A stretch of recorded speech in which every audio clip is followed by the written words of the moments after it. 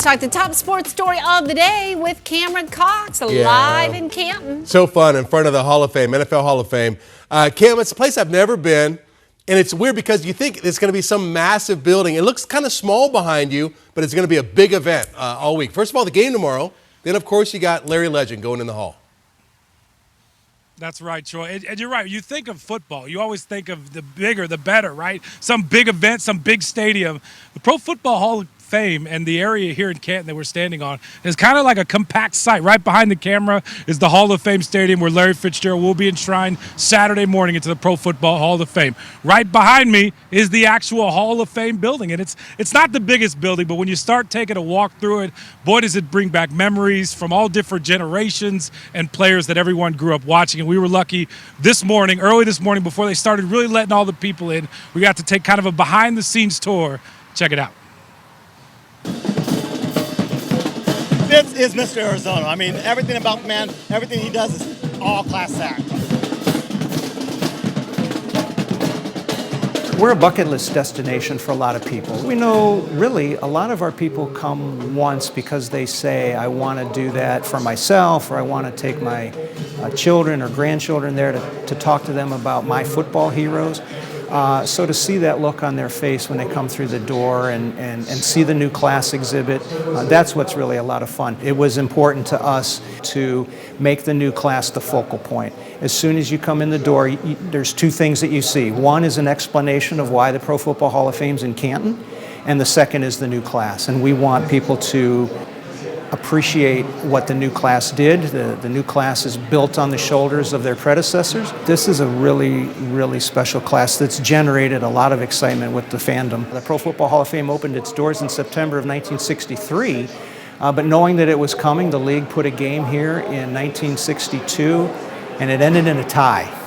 St. Louis Cardinals and the New York Giants, 21-21. These are just some of the stories of the early days of professional football.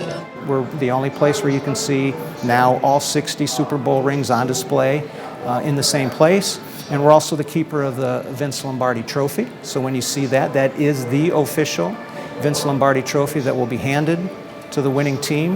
Don't judge me by reaching the heights of the Pro Football Hall of Fame. Rather judge me by the depths from which I've come. And then, of course, you got to go to the bus gallery. There's no sign there that says, quiet, please.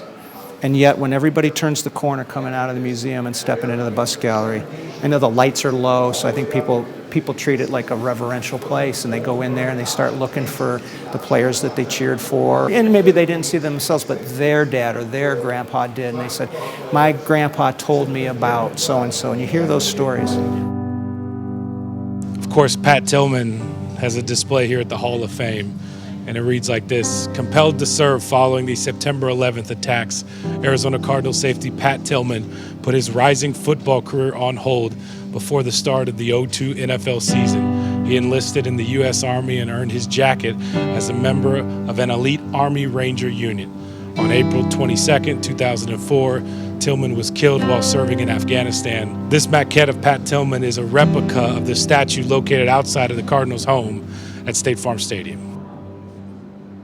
You do not need to be a diehard football fan to enjoy the visit here and take away something here. The game of football teaches so many great life lessons, and the individuals who excelled at the level that it took to be in the Pro Football Hall of Fame can, through their stories, teach those life lessons.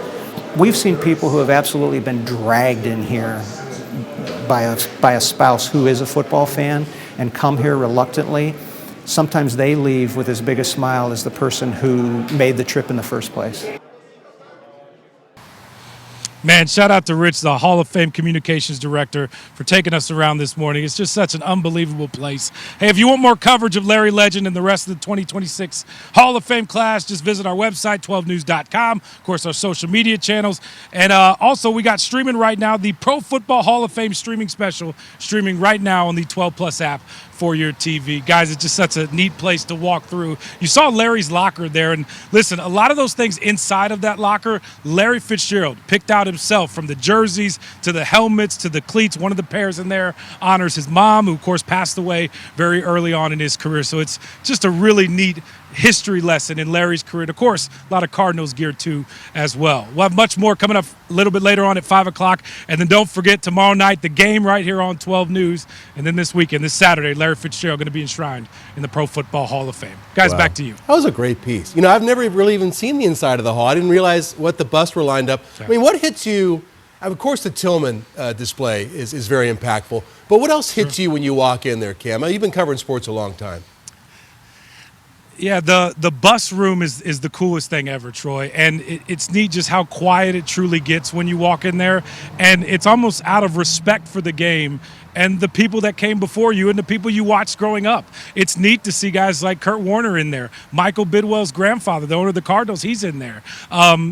Names that I grew up watching, names that you grew up watching are all along the walls there. And what's cool is they've been around for so long, since 1962, they're running out of room. At some point here over the next couple of years, they're going to have to expand that room because they've filled it up already. They only got like 2 or 3 classes left after Larry's class. So it's a very special place, and it's just really neat to walk through it. They'll add a wing or something. Because there's only like 3 or 4 guys a year, or maybe 5 guys. So, I mean, when you think about all the people who played football, and only 5 players a year make it in there, or 4 or 5, right, Cam? Yeah. I mean, that's elite company. 4, 5, or 6, Troy. Okay. And Larry Fitzgerald is Hall of Famer number 385. All right, Cam. Great stuff. Can't wait to see more of your coverage.